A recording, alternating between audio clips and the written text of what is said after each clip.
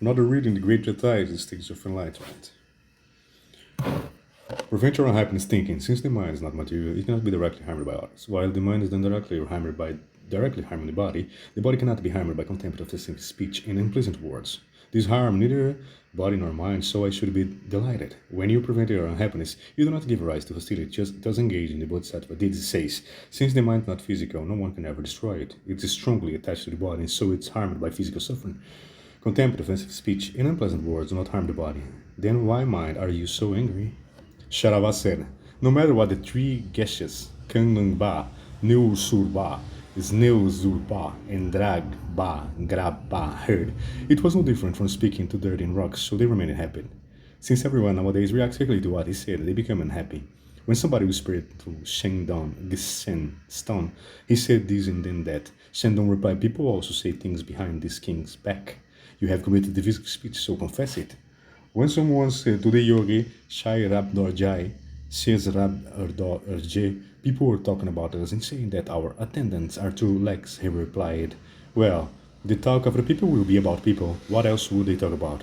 Thereafter, that person completely stopped the spread of his divisive speech.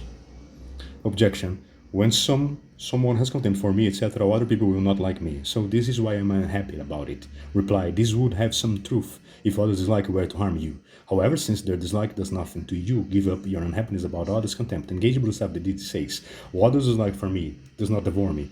Is this of others' lives? Why am I aversive to it?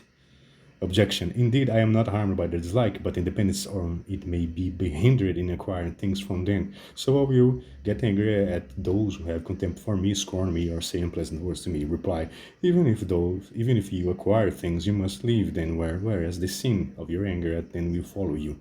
Hence, of the two choices, dying quickly in destitution or living for a long time improperly, the former is better. Even if you acquire things and live for a long time, you must die, since you are not liberated from death. At the time of death is the same whether you have enjoyed pleasure for the previous 100 years or enjoyed it for merely 1 year, for both alternatives are nothing more than more objects of memory, and at the time it makes no difference at all for your happiness or suffering. It's analogous to how in a dream the experience of pleasure for 100 years and the experience of mere one moment pleasures have no difference at all with respect to your happiness or unhappiness at the time of waking. When you contemplate in this way and turn away from attachment to gain honor, you will not become unhappy with unpleasant words or contempt. You have no interest in being special in the eyes of others, so you do not lose your contentment. Thus engage yourself with these states.